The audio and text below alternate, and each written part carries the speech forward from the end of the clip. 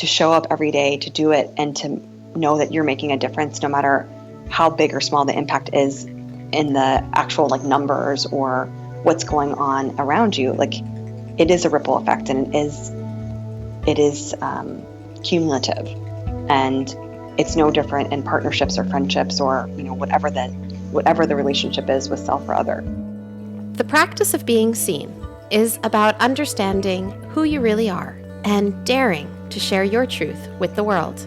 This is a conversation with and for seekers, creators, and holders of transformation. We believe that stories shape relationships, and relationships shape stories. This is Rebecca Wong, relationship therapist and founder of Connectfulness. And this is Marisa Gowdy, writer and storytelling coach for healers.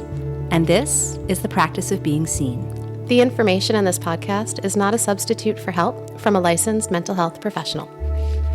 Today, we're excited to have Amy Tatsumi with us. Amy gathers women together for their sacred work. She's a portal for them to remember who they are and who they have always been. She's a healer, teacher, and guide who has worked with over 10,000 clients during the past 15 years. She blends her experience as an art psychotherapist, daring way consultant, Koya teacher, tantric coach, and retreat guide to support women in knowing, trusting, and growing their gifts in their life, work, and relationships. In 2017, Amy is gathering women in the foothills of the Blue Ridge Mountains, Mount Shasta, California, and Aso, Japan for sacred retreats. Welcome, Amy. We're so glad you're here with us. What a lovely introduction. I'm like, this is like NPR times 10. Oh, wow. Hi, Amy. We'll take it. Oh, it's so good to have you here. I know we've been flirting with having you on for quite a while. And then recently you posted this gorgeous picture of yourself. And I think you titled it something like Sacred Rebel. It totally captured our attention, and we said we couldn't wait to talk to you anymore. We needed to talk to that sacred rebel. Thank you. And then when you wrote to us a little bit about what you wanted to talk about today, and you offered us sacred rebellion as the first item, but then followed that with sacred leadership and sacred unions. It was just one of those universal yeses just came up from the earth. So we'd love to hear you talk as we dive in. I think we'll really pull these different pieces apart and explore them individually. But there's a relationship here, I understand, between sacred rebellion, sacred leadership, and sacred union. Can you bring us into that? Yeah. I've been on a path of awakening for a long time, and I resisted it. And then I really started to wake up profoundly, probably last year. But the Daring Way work, I was an early adopter of Brené's work. That really started to open me to who I've been. But then becoming a Qoya teacher and a Tantra coach last year, and seeing what was blocked in me from my own inner rebellion really illuminated what could possibly unfold in other women.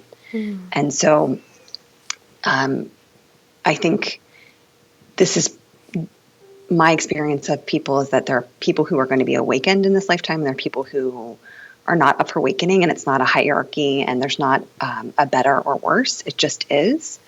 And the election became the portal for the awakening for many people. And for me, a sacred rebel is someone who is really aligned with their truth and integrity, and is just as lit up or awake or passionate about what the highest good for all people are or is. And around the election, a lot of people are really enraged and like spewing vitriol still. Being in Washington, D.C. as a practitioner, but also working with people from all over the world, it's really clear that part of my work is to move people into their sacred rebellion out of fear. And fear is when I see people reacting from anger and rage and vitriol. And you can have just as much truth and integrity and rebellion in you when you come from an aligned place. And to truly have a sacred rebellion, internally and externally, you need to be aligned. And when you're blocked inside because of your stuff, you cannot be in your sacred rebellion. You cannot channel the sacred rebel that's fighting for many things in life. And a lot of people that I attract are really amazing women who are really impassioned about a lot of important causes or live really important lives for many other people. And where they're blocked is on the inside for themselves. And my work it's helping people to see that when you have, like, I think about it as the scales of justice. When you have this part of you that's really like I'm going to get everything right. I'm going to make the world right. And I love everyone with my whole heart. I'm going to make it so much better. We're going to come and right the world. And there's a big difference between when you have that part and then you are not fighting for yourself. Is that kind of the dance between the masculine and the feminine? Do you pull that in there? So in DC, what I see is the diminished masculine. And so there's the divine masculine and there's divine feminine, and there's the diminished masculine and there's the diminished feminine. And in women and in men in DC, the diminished masculine is the primary psyche. And so when you have It's your like own... it's the opposite of the divine without it going into the other. Like, it's not divine masculine versus divine feminine, but it's the diminishment of the divine parts of either side. Right. And so we don't have, like, there's if we have the divine and the not so divine in DC, we're in the not so divine most of the time. So we're really living in the shadow. We're living in the swamplands of the soul of America. We're in a lot of shame in DC a lot of the time. And so there's a lot of the hustle for worthiness. And so when you have the hustle, you have perfectionism. And when you have perfectionism, you have the inability to be seen. And what the election did was it illuminated, we're projecting onto Trump this experience of a person who is everything that our CC Poeta selves are against. And how could this happen? And why did this happen? And how could this happen? And what... many people, not just myself, we've gotten is that if Hillary would have been elected, it would have been amazing for women, yes. And collectively, we would not have woken up collectively into our power and gifts to really change the world. Right. And so with the election of Trump, it's been, we have to rise into our own power. There's no one that's going to save us. We are going to save ourselves. And that, rather than trying to, of course, there needs to be,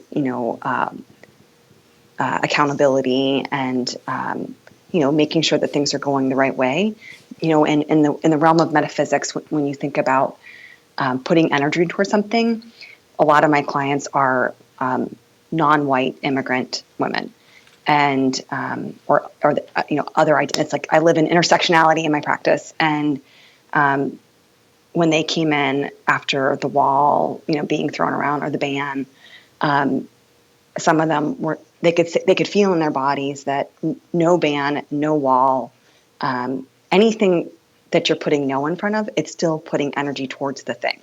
So even though many people are rising up and saying, I'm not for the wall, I'm not for the ban, we're still giving energy towards the wall and the ban. And what that comes from fear. And it does not diminish people's real lived experiences. I have, Rebecca, I've seen from some of your posts on Facebook, you come from a lineage of people that have experienced the Holocaust. And I have a number of Holocaust survivors and, lineage wise in my practice. And when Trump was elected, many of them came in and said, this feels like pre-Holocaust Germany. And I take that is very real. So I'm not diminishing anyone's lived experience. Or, my husband's an immigrant. He's has a green card, but he doesn't want to be an American citizen. So my daughter is 5 years old, and she said, does this mean that Papa and I will have to go live in Japan because we're brown and because we're not American? And, if and I don't talk about politics like directly, but we live in a very diverse neighborhood, and I'm sure that her classmates are talking about it, and I'm sure some of her classmates are not, they don't even have visas. Right. So, what she hears is very different than, maybe even many of the people who are listening to your podcast, but the piece when I talk with clients or when I teach Qoya classes and I talk about, what's going on around being seen with this dynamic is getting out of fear, because fear is only going to fear only attracts fear. So what we need to put energy towards then is, racial equality, justice for all people, and the faith and the trust that the right people will be called to step up and make sure that things are even better than they are currently. And so, we saw that with the band, like the ACLU blew our minds. Like, I was like, they stepped up. Yeah. Like, and everyone is stepping up, and you can't step up from a place of fear. There might be it's not like you're superhuman. You don't have any fear, but when you learn to align and integrate, you come into your own sacred union. So, a little while ago, you were talking about moving into the sacred rebellion, moving out of fear and moving into sacred rebellion, how that those went together. Yes. So I wonder if this is a place to kind of talk about that a little bit more, to talk about how to get out of those blockages that are caused by fear and into what that alignment is, what that truth is, and how to put the energy into that place. Because whether it's politics or it's just something within your own life and your relationships, I'm thinking this is something that everybody faces at some point. Yeah, I mean, yeah. So the politics part, like I think many people can relate to it, but like yes, when you're triggered in your relationship with your partner, your relationship with your child, relationship with your family of origin, that place of I can't believe this is happening. The place of resistance. Yeah, the place of like feeling blindsided, feeling in despair, or feeling hopeless. Like, why is it always like this? It's easy to go into the stories that we tell around fear, which then are like masked by anger or rage or shutdown. And so I think for many people who have that experience of helplessness and fear and kind of just what it feels like is like I'm fighting for this, but really I'm fighting myself. Mm-hmm. I know it's having practices to get into your body to clear the physical sensations. And so one of the ways that's very helpful is from Qoya. We do a series of literally shaking that comes from models from the animal kingdom. When animals have trauma, they shake it off, and then they keep on going. When kids have a tussle, you'll see them shake sometimes. And so you can take an upbeat song, and you successively go through shaking all parts of your body, and it will change the vibration that lives in your body, and you will come into a more neutral or even alive place, depending on what your system is like. And that is the place when you can start to make different decisions.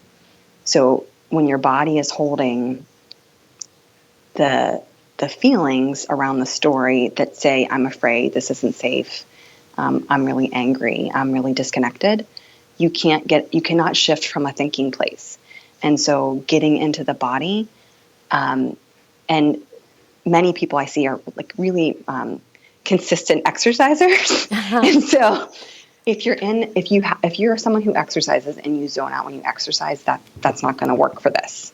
Let's just take a quick breath here. You've said the word Qoya many times, and I would love to just explore that a little bit and understand a great introduction, understanding this really visceral shaking it off. But can you give us kind of the 101?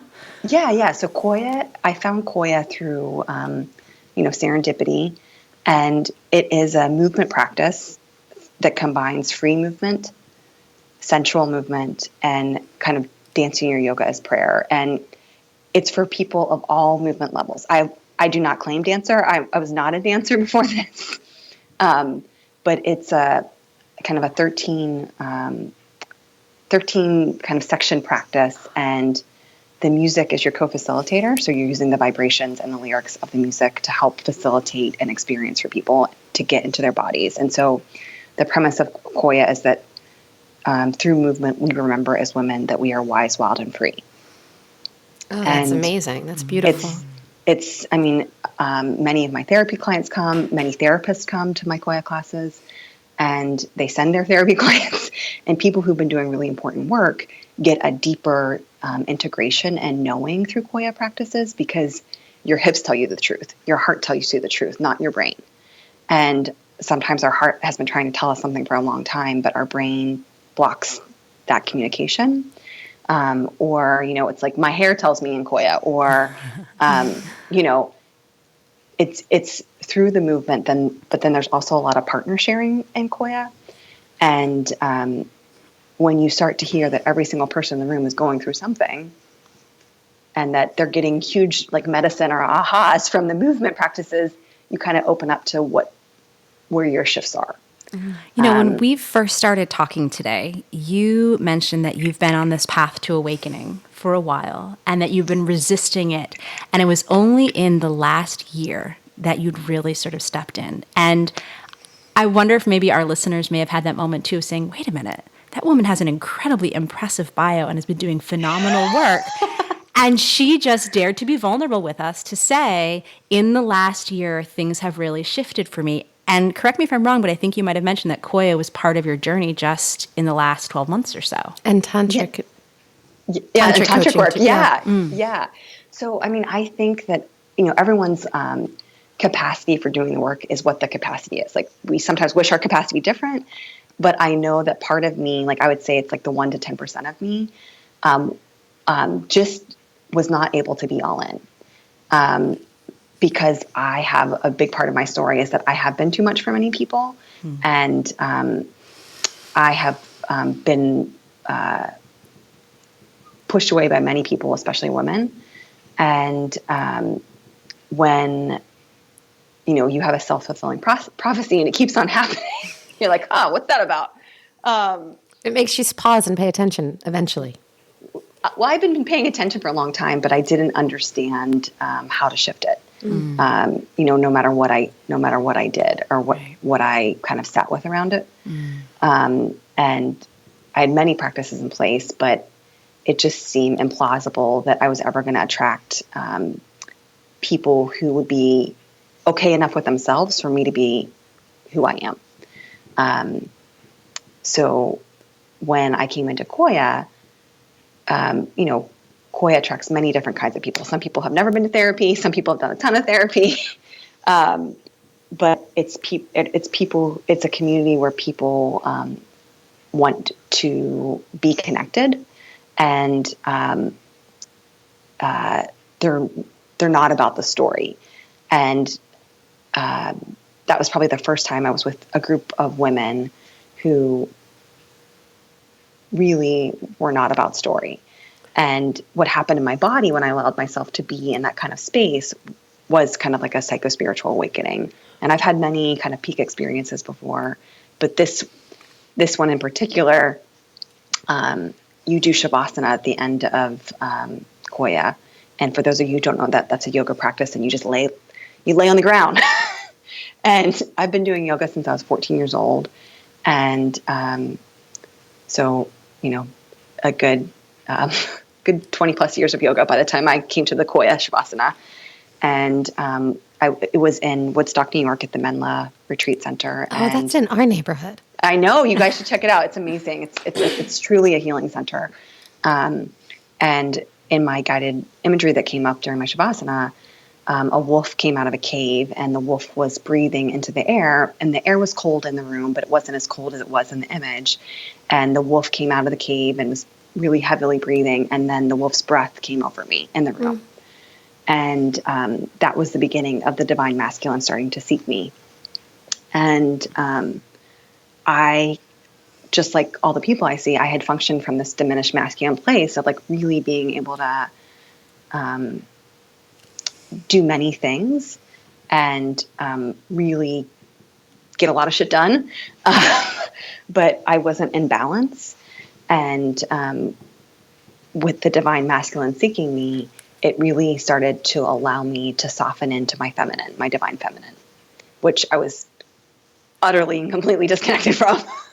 And it's when people hear the words divine feminine and divine masculine, there's all kinds of associations, and it's idiosyncratic. So I'm wanting to learn more about your experience of the divine masculine through this wolf, though. Like I I want to dive in a little bit more and understand how you soaked the story in and how it shifted you. What kind of transformation did this moment bring? I mean, it's the wolf has always been in my life. I'm not a Jungian analyst, but I have a lot of Jungian training. And so archetypes are very known to me. And the wolf had been visiting me for some time, but it was a lone wolf, and I was a lone wolf. And this wolf was very different, and it was seeking me. And when I felt that in my body, it was a psychospiritual awakening, and it woke up my body in a way that I had never experienced before, and it showed me what was possible. He helped you tell a new story. Yeah, and it wasn't even a new story. It was like, here's the blank canvas, and it was like anything is possible. And the wolf told me to become a Koya teacher, and if you would have told me I was going to become a Koya teacher or a Tantra coach, I would have peed my pants. Did those two pieces professionally flow into your life around the same time? I went to my first Koya retreat in October of 2015, and then I became a Koya certified teacher in January of 2016, and then I started my first tantric exploration in February of 2016. Now, is there a natural relationship between Koya and tantric work, or is that your bridge that you built between the two? That's my bridge, but I feel like there's a lot of just when you take the true energetics of Tantra, it is very aligned with a lot of Koya. Do you want to talk about that a little bit? Because I know some of us might understand it, but many of our listeners might not be there with us yet. I mean, even my good friends will say, Amy, you need to put on your website that you're not touching anyone and no one's taking off any clothes. Because everyone's still thinking about sting and having sex for hours, right? Right. So, I mean, that's, and when people Google Tantra, that's what they think that it is. And Tantra really is the practice of becoming your source for source. And it's, Koya woke me up, but Tantra was I was also guided to become a Tantra coach. And I thought, well, all the women I see, they're going to be waking up through Koya, and then Tantra is just going to really help them blow it through the roof in terms of becoming the sacred rebel, let's say. And so then when I got to month 2 of my Tantric training, I was like, oh, this sacred rebel has a lot of blocks. And I had no idea how profoundly blocked I was. And, the healing that my body needed, that I didn't even know I needed. And one of the biggest tools that I use as a Tantra coach is the Tantric breath work. Mm-hmm. And it's similar to Koya. There's kind of a grounding process, then there's a kind of getting into it process. It draws from a lot of Kundalini practices. So it's Ujjayi breath, and then the breath of fire. And in the breath of fire, you kind of cook your chakras to see where the blocks are. And then you end with the sound breath, and the sound that we use in Tantra is Ha. And when you use the sound breath, you're calling in really what you want and desire. And many, many women that I see can know what they want for everybody else, but they don't know what they want for themselves. And it's really powerful practice, just like shaking, to get into your power and to clear the things that are blocking you. So the second breath unblocks you, and the third breath opens you up to what's possible. And when I offer some of the Koya classes, I will combine it with some tantric workshops sometimes. And when you have a group of 30 or 40 women all doing the sound breath, it's pretty incredible because you can feel the vibrational healing that happens. And in Koya, the Koya practice, it's a spiral inquiry. So you spiral into the theme and then you spiral out of the theme with movement and with the process of the class. And women can feel the spiraling energy, and the spiraling energy is the divine feminine. And it spirals in within the structure. And so the structure is the divine masculine. And both with Koya and with Tantra, in your body, you can feel your own sacred union happening. And in that sacred union, in that space of unblocking and unlocking all these resistances within you, you get into a place where you start embracing the sacred rebel. But what does that look like? How does that show up uniquely and differently for each woman? But what are also the similarities? What's a defining characteristic of that? So I just had a retreat around the sacred rebel, which was, a couple weeks ago, and it was 50 women, and the themes that emerged were the clarity and the power, and the connectedness. So rather than feeling like it's me and my job at the FBI doing this, or it's me at the World Bank doing this, or it's me as a reading specialist doing this, it's the awareness, like the awakened awareness that we're doing this as a network of women doing this together. And rather than having the story, oh, everyone else is here and I belong, they belong and I don't belong because my work doesn't really matter, or because I'm not awake enough, or I'm not fearless enough, or whatever the story is. It's that we're all right where we belong, and it's happening exactly as it should, and that it wouldn't be happening if we were to do it alone as lone wolves. And because it's the power of women coming together, that the sacred rebel is awakened. So how does this, as I'm thinking about sacred rebels, I'm thinking about women gathered together, I can't help but think about that big old march that happened in your neighborhood just a month or so ago. How can you help us see the march through your lens? Because I'm looping back. Previously, we were talking about how even that concept of no band, no wall is putting energy towards something that may be disturbing us, that we don't even want to be focusing on. How does that play with this idea of resistance? And knowing that that's a really powerful motivating source for so many people right now. And that may have been a big reason why people showed up on the mall in Washington and across the world. So what I know to be true is that, for some people, they need to do it that way. And, there is no right or wrong. But for the people who are able to come to their own experience of how do I show up as the sacred rebel with curiosity or non-judgment, it's being able to say, like, what if I scan my psyche or I scan my soul and I have an inquiry around what really matters? What really matters is inclusivity, or what really matters is, a better education system, or what really matters is unisex bathrooms, like whatever your things are. Right. Then that's where you put the energy towards. And, at the march, there are many people chanting about Trump. And the women that were with me, we knew that that's not why we came to that march.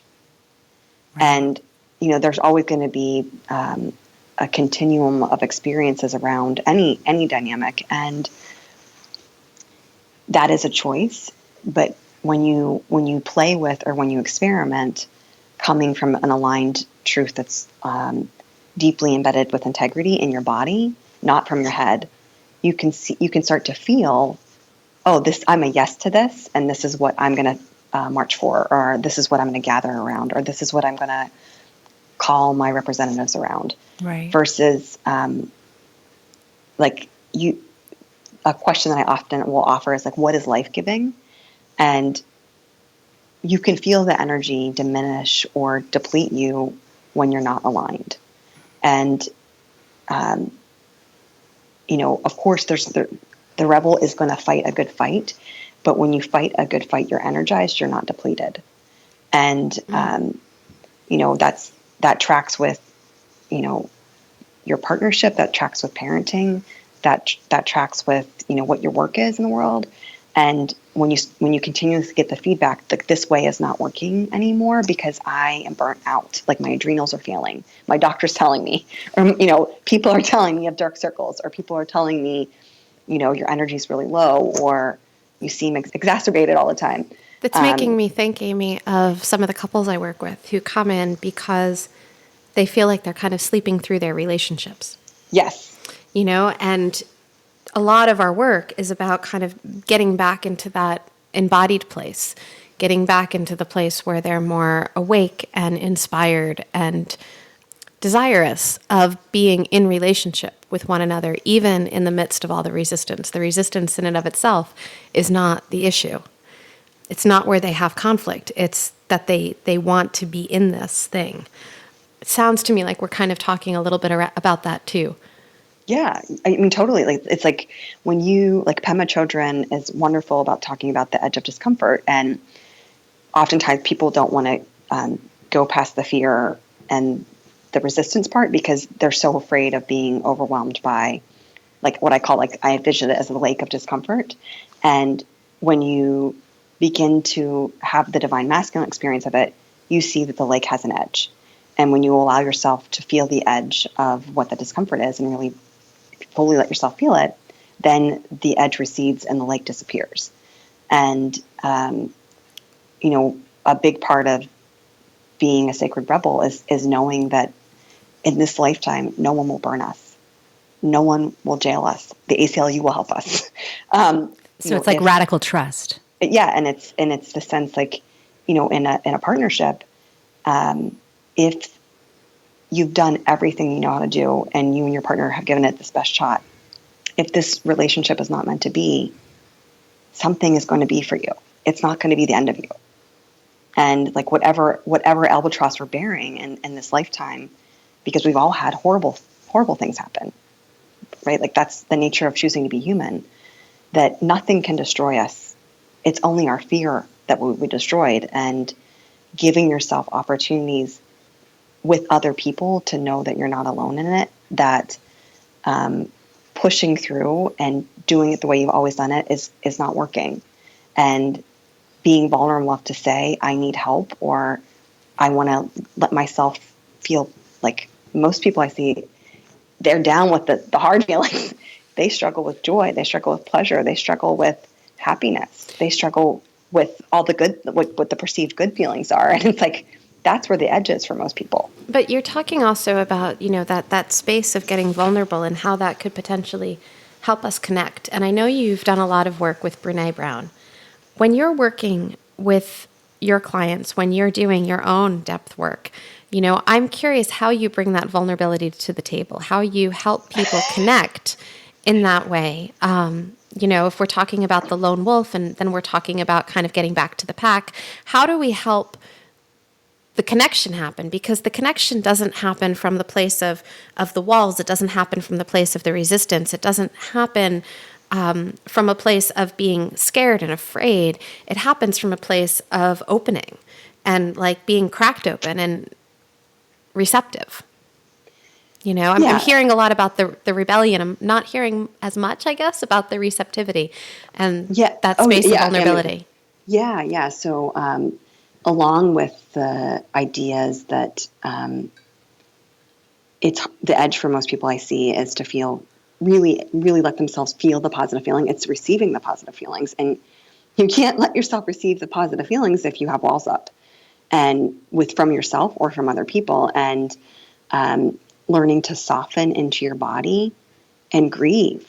There's a lot of grief work with it. So it's grieving that you've put these walls up between you and yourself, like the versions of you or the iterations of you that push through and that fought yourself or fought other people because that's the only way you know how to do it. Like, that's an immense amount of grief work.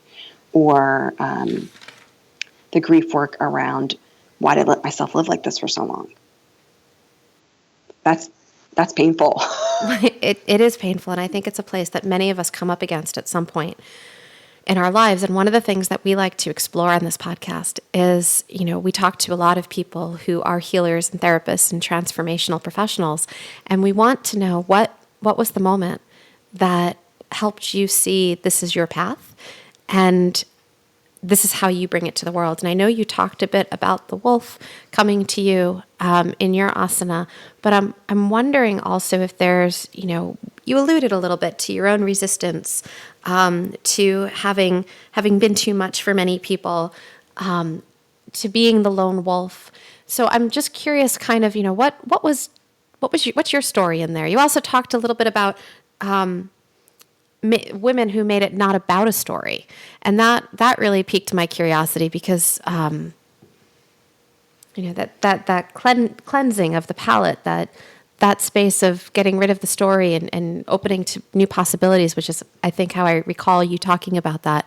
That that sounds like a transformational place in your life. Oh yeah. I mean, so that piece around really trusting that I can call in women who can fully honor and see themselves, and that gives me the space to be me.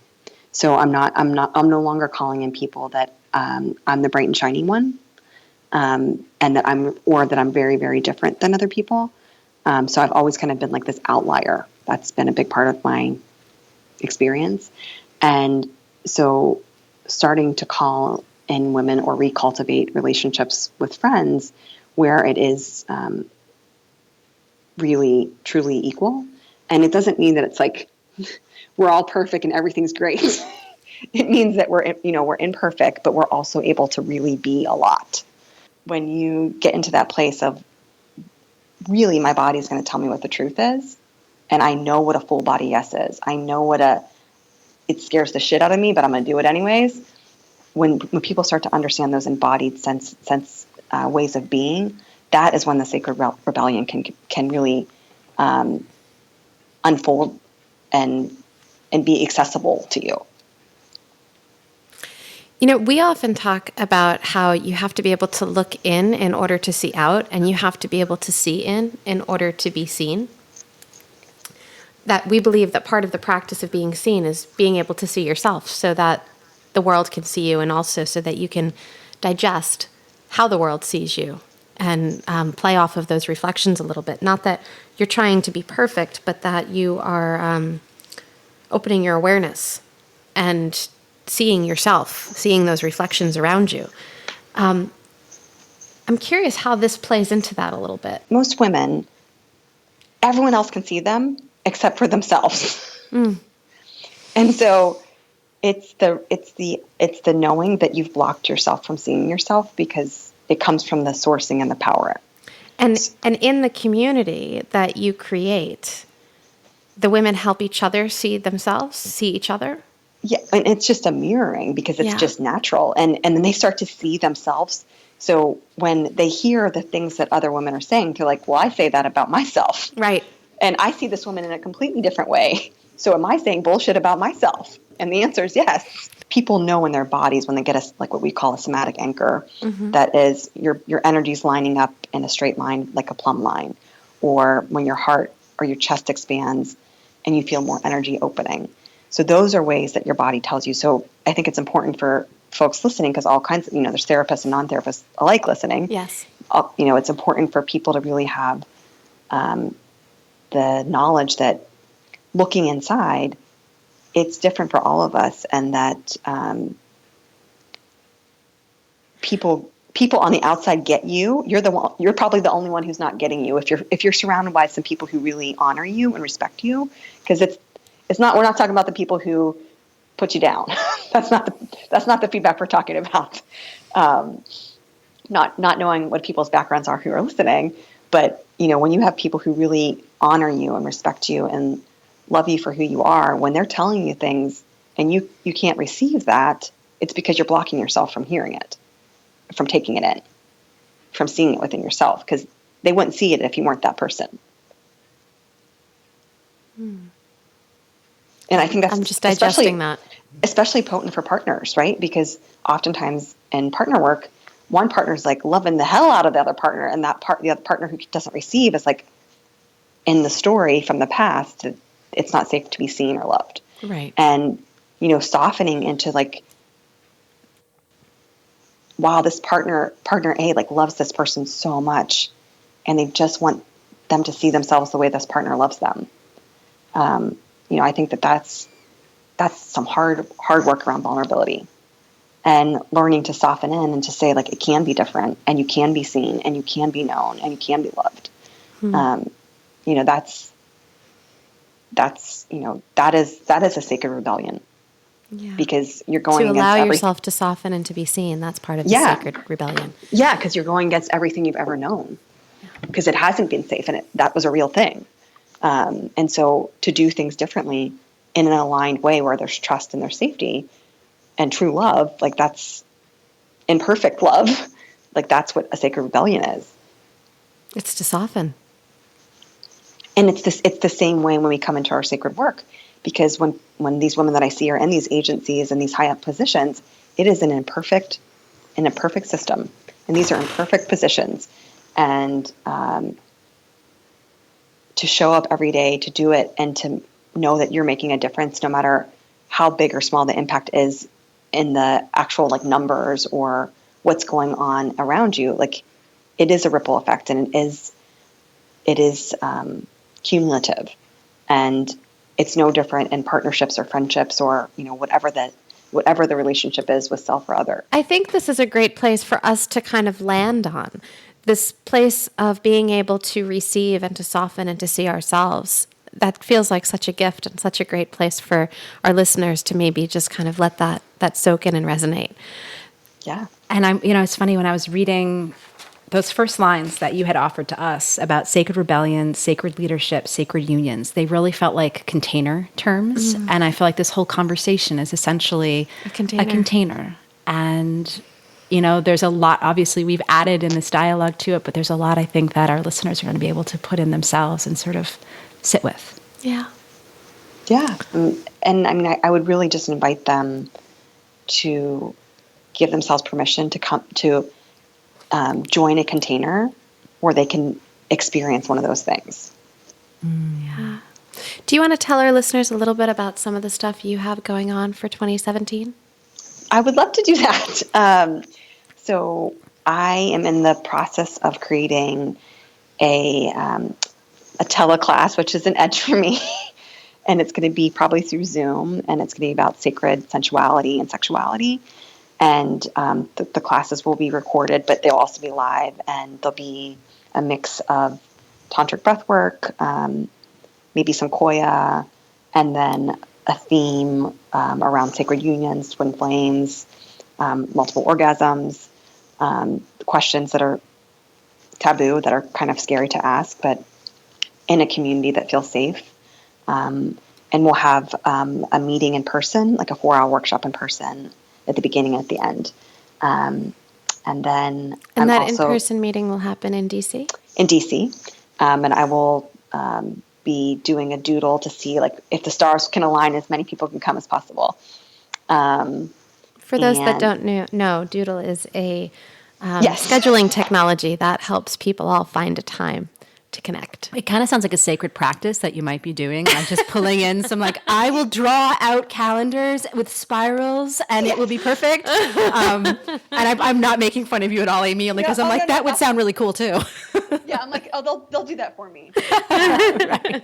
And then I'm also offering a retreat in Mount Shasta from July 7th to 14th, and it is focused on connecting with the energy of the mountains and the guides there. And my co-retreat guide, Miyuki Yamamoto from Japan, is coming.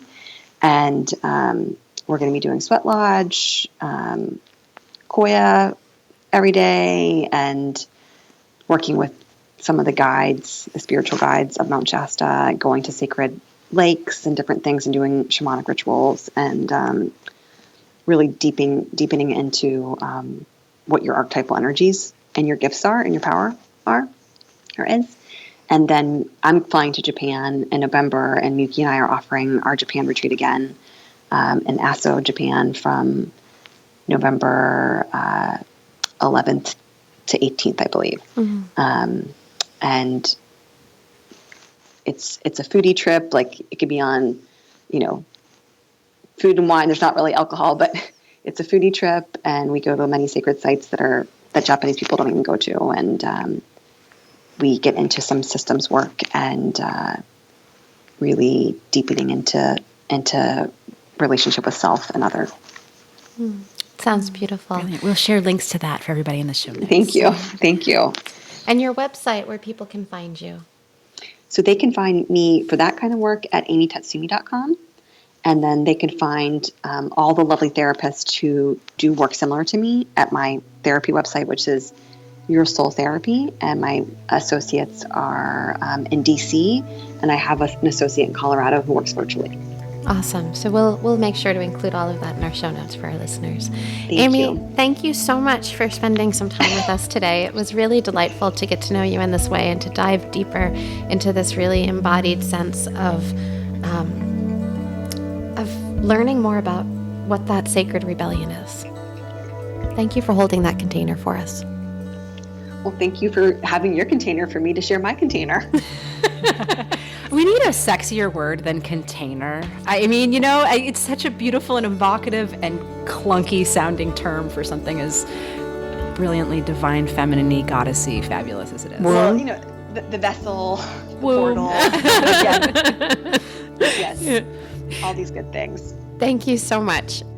For more great content, check out practiceofbeingseen.com and spread the word by subscribing, rating, and reviewing the podcast. Music written and performed by Christopher Farris and produced at Kidney Stone Studio.